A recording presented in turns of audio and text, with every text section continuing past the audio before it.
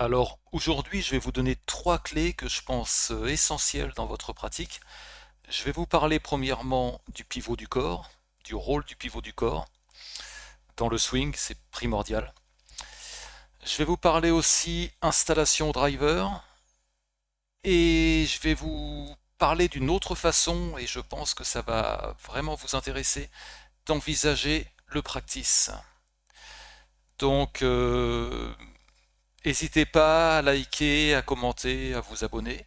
Et puis, allez télécharger mon bonus.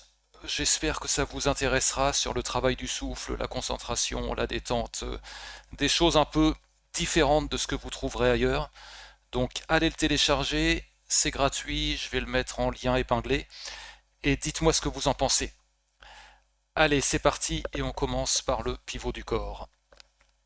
Alors le premier concept, le premier élément à intégrer à vos entraînements, c'est sans aucun doute le pivot du corps, parce que c'est source d'erreurs très fréquentes chez les amateurs.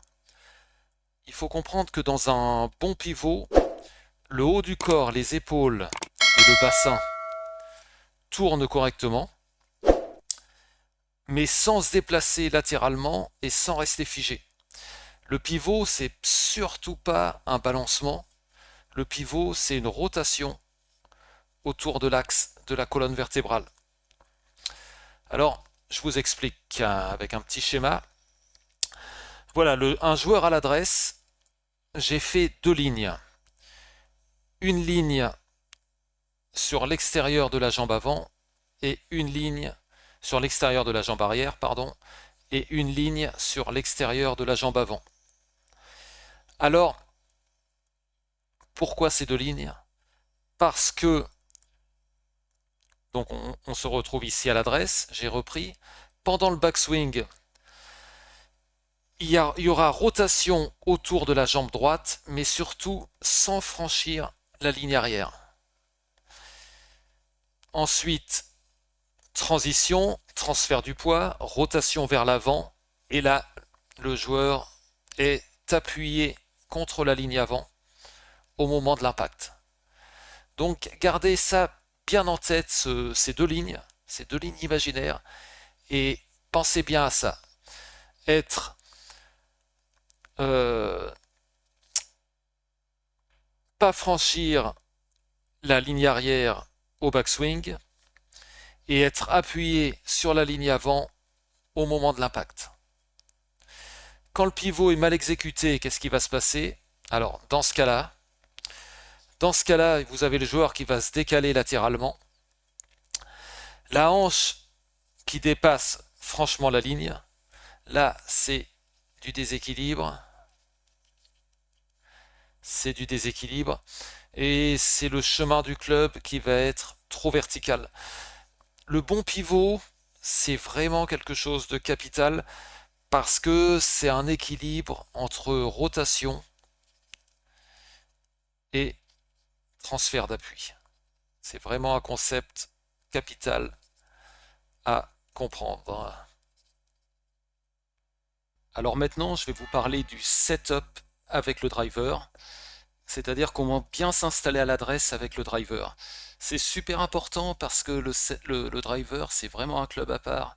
Déjà, vous avez la balle qui est sur le tee, vous avez un shaft qui va être plus long et l'angle d'attaque qui doit être légèrement ascendant. Donc c'est l'installation à l'adresse, c'est de toute façon fondamental, mais avec le driver, c'est peut-être encore plus important car la moindre petite erreur va pas pardonner.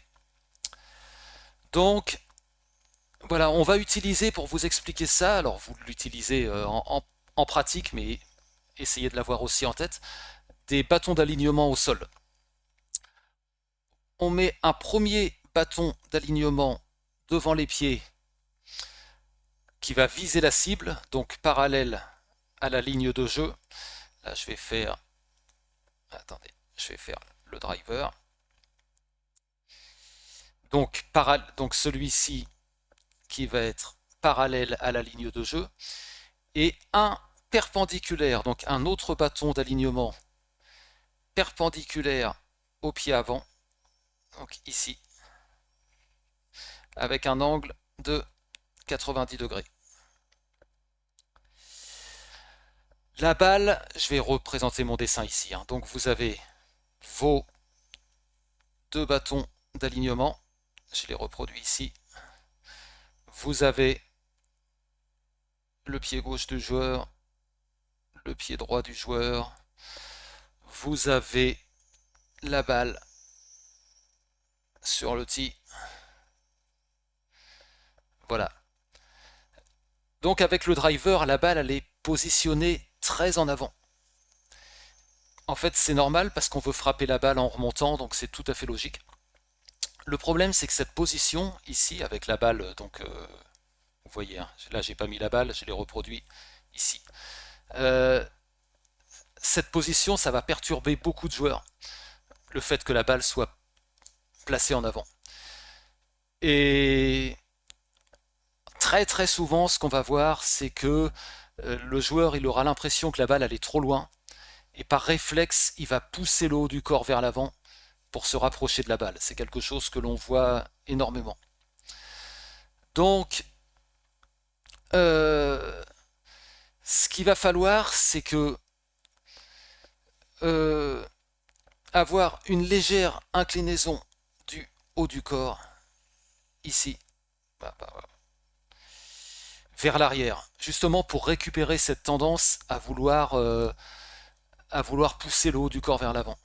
Donc pensez à ça, pensez à baisser l'épaule droite. Donc il y a une astuce, je vous en parle comme ça, vous pouvez mettre la main sur la cuisse, baisser votre main de 10 cm et ça vous donnera une idée de combien votre épaule droite doit descendre.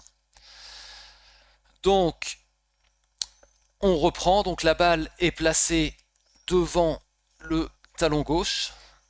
Vous avez le talon gauche. Légère inclinaison du haut du corps vers l'arrière.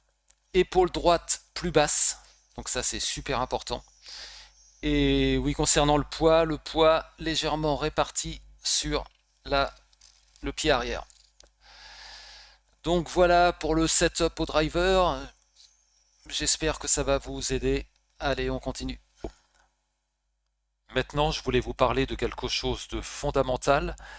C'est que sur un parcours, vous tapez jamais 2 fois le même coup. Et j'aimerais que sur le practice, vous vous entraîniez comme vous jouez. En fait, c'est une autre façon de voir le practice. Il ne faut pas arriver sur le practice et se dire sortir le même club, taper balle après balle, vers la même cible. Je sais, c'est le confort, c'est rassurant, mais c'est le golf, c'est pas ça. Comme je vous le disais, le golf, c'est on joue jamais 2 fois le même coup. Donc, ce que vous allez faire, c'est vous allez jouer même au practice. Comment vous allez faire ça? Vous n'allez pas forcément utiliser l'espace, vous allez utiliser votre cerveau et votre imagination.